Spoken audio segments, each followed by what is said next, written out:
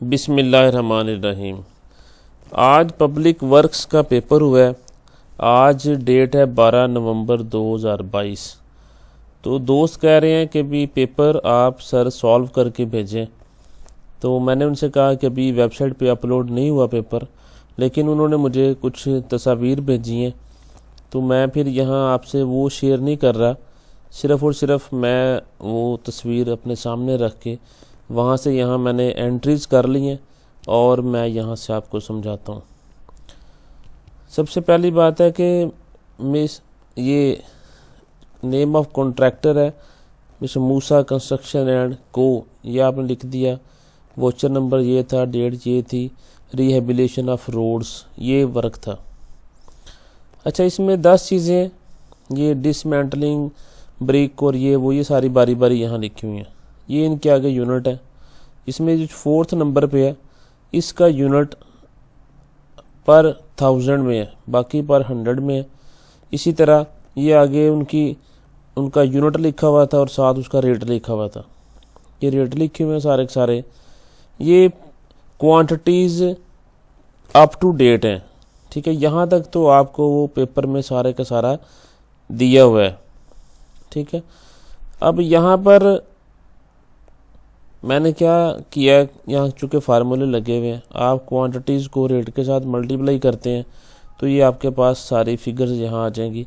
इसको टोटल करेंगे, ये 26, 90, 16, 30 जो कि एंट्री ए है। इसी तरह जो पिछले बिल में क्वांटिटीज़ ले ली थी उनका यहाँ पर निकाला हुआ है। ये देखें साइड में मैंने यहाँ पर वो लिखी हुई हैं जो उसने ले ली थी। तो क्वांटिटीज़ में से इनको माइनस किया, उस क्वांटिटी को फिर रेट के साथ मल्टीप्लाई किया तो ये यहाँ पर आ गया। इन सब को जमा कर लिया और ये सेम अमाउंट हम लोग क्या करते हैं कि ये हमारी एंट्री एफ होती है, इसको लिख दिया। इन दोनों का जो फ़र्क है वो यहाँ पर ये वाला आ गया, ऑलरेडी पेड फर्स्ट बिल, ठीक है जी। यहाँ तक ये 8494,995 प्रीवियस आ गया। एंट्री एफ 18406635 आ गई। उसके बाद मोबिलाइजेशन थी, उसने कहा कि 14 यहाँ हेक्सा ज़ीरोज़ 00000 और 25% उसने कहा कि इसमें से आपने डिडक्शन करनी है। 25% हम ए का लेते हैं, तो 25% ए का निकाला। ए मेरे पास यहाँ कितना आया था 26901630।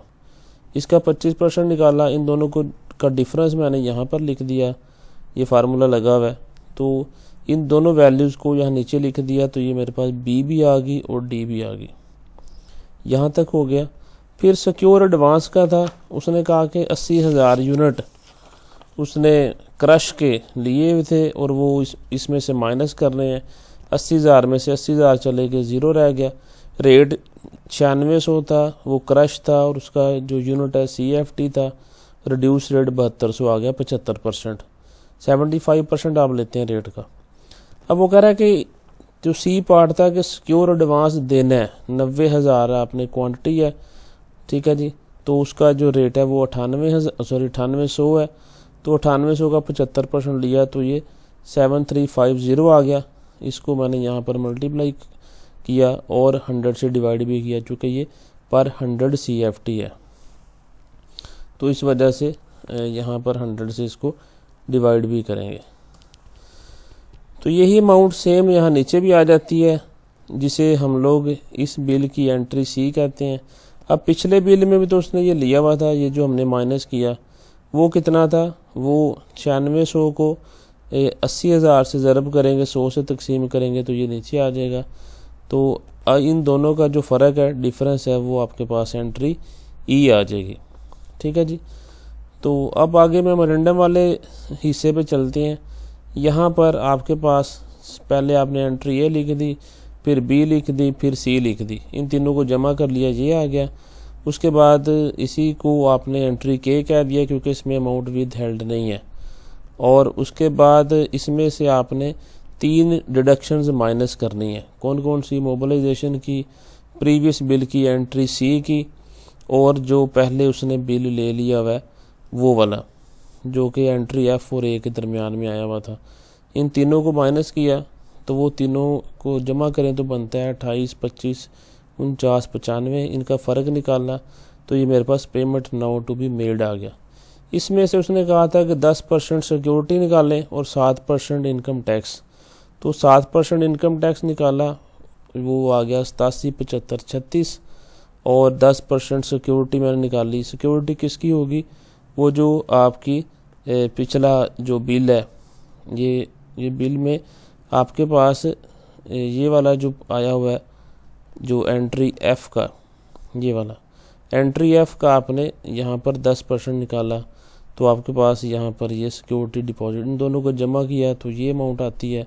इस payment now to be made में से ये माइनस कर दें तो 98,18,029 आपके पास बाय चेक अमाउंट आ जाएगी, जो कि आपने अब पे करनी है। तो ये इसका आंसर था। इसमें जो टेक्निकल पॉइंट आया इस दफ़ा वो ये था कि कुछ क्वांटिटीज़ जो पिछले बिल में दी थी वो ज़्यादा थी, अप टू डेट क्वांटिटीज़ कम है। तो इसका हर्ज कोई नहीं, क्योंकि आपने तो इन सारी वैल्यूज़ को जमा करना होता है। तो उसमें अगर एक माइनस आ रही है, बाकी 9 की 9 प्लस में है, तो सिंपल आप क्या करें कि उसको माइनस कर दें, 9 को जमा कर लें, 10वीं माइनस कर दें। इतनी सी बात थी इसमें, ये एक टेक्निकल पॉइंट था। इसके अलावा इसमें कोई टेक्निकल पॉइंट नहीं है। तो अब मेरे ख्याल से आप अपना आंसर टैली कर लें। न्यूमेरिकल्स भी दोस्त कह रहे हैं कि 2 आए थे वो सॉल्व कर दें, तो वो मैं सुबह करूँगा। अब काफ़ी ज़्यादा लेट हो चुकी है, तो इसको अपने आंसर्स को आप टैली कर लें। Thanks for watching.